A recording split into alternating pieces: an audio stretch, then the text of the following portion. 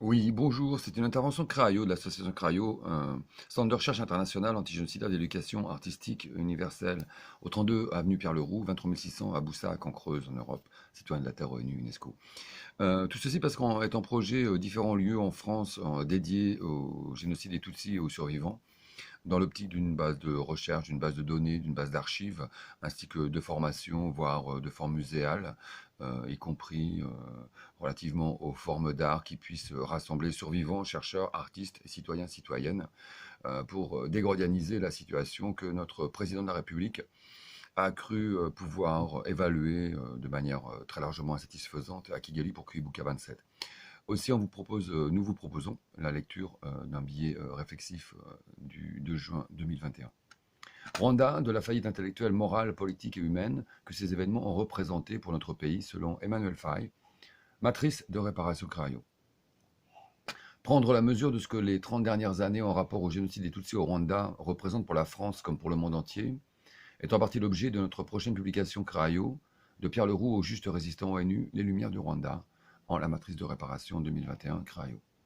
Ouvrage environ de 270 pages qui sera publié pour la célébration des commémorations du 150e anniversaire de la mort de Pierre Leroux durant la Commune, à Boussac, probablement dès la rentrée.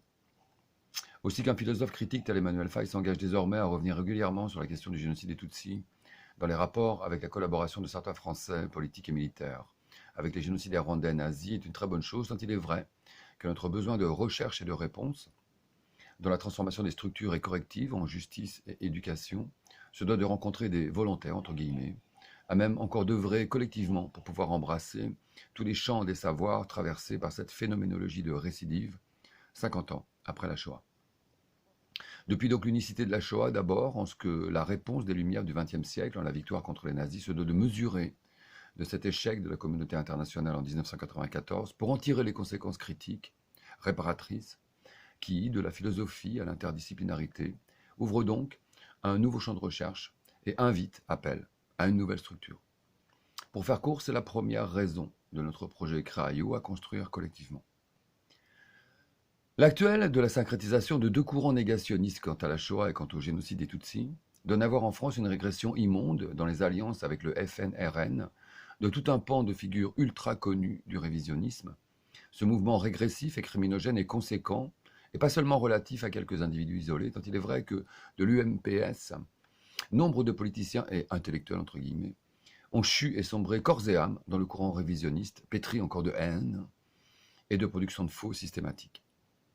Ainsi d'un constat pour la France qui, dans un autre mouvement, s'ouvre à la reconnaissance de responsabilité, en vrai d'irresponsabilité, à n'avoir pas su répondre au problème social des réfugiés et d'avoir sombré dans l'idéologie ethnique et raciste des criminels.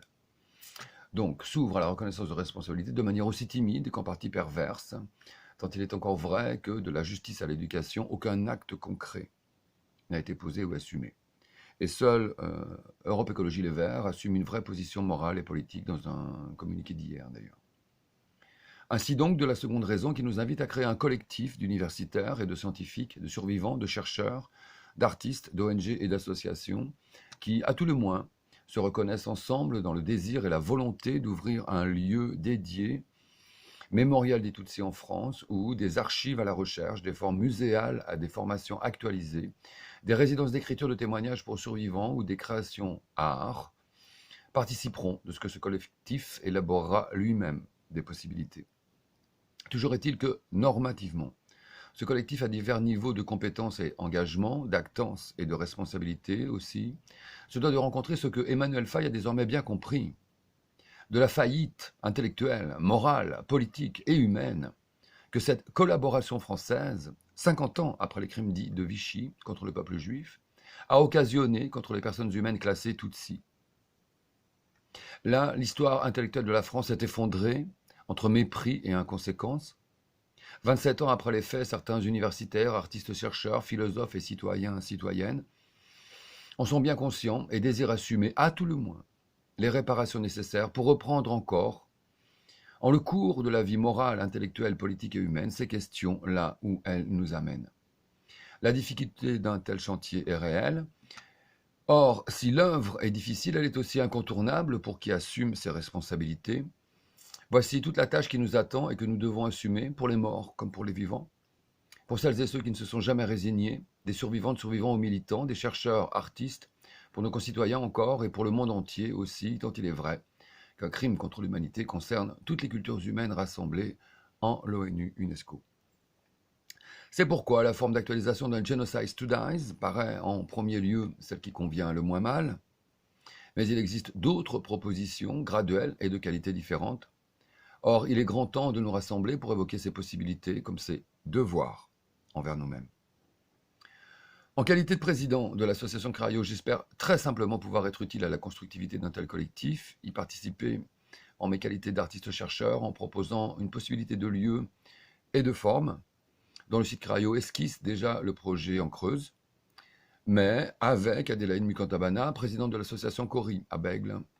Il existe aussi une autre possibilité de lieu ressource, et ensemble, nous pensons que la ville de Paris se doit d'assumer un lieu dédié en tant que mémorial des Tutsis. Ces trois possibilités de lieux connaissent chacune leurs qualités et avantages, et la constructivité peut se faire séparément et ou ensemble, organiquement, articulée ou indépendante. Le colloque d'Ibuka France ce samedi à Paris sera l'occasion de proposer de plein pied de constituer ce collectif, même si d'autres méthodes existent pour créer un tel lieu, de tels lieux. Très bonnes études. Laurent Beaufils-Eliam écrit à Boussac le 2 juin 2021 à 20h30, avec une bonne nouvelle en justice, puisque un tweet de la communauté rwandaise de France fait que la diaspora se réjouit d'apprendre que Boussi Borata Laurent, ex-préfet de Gikongoro poursuivi pour génocide, sera jugé à la cour d'assises de Paris à partir du 9 mai 2022. Le combat continue. Et puis la déclaration d'Emmanuel Faye sur sa page de Facebook. Je reviendrai régulièrement sur la question du génocide des Tutsis au Rwanda, par un gouvernement soutenu par l'État français, car malgré une connaissance toujours plus approfondie grâce aux efforts successifs des chercheurs critiques, on est loin de mesurer encore quelle faillite intellectuelle, morale, politique et humaine ces événements ont représenté pour notre pays. Il faut travailler à en élucider toutes les causes pour ne pas reproduire les mêmes errements et ouvrir à toute autre voie. On lira aujourd'hui avec profit, etc., un communiqué de Laurent Contigny à propos du criminel révisionniste Alain Juppé.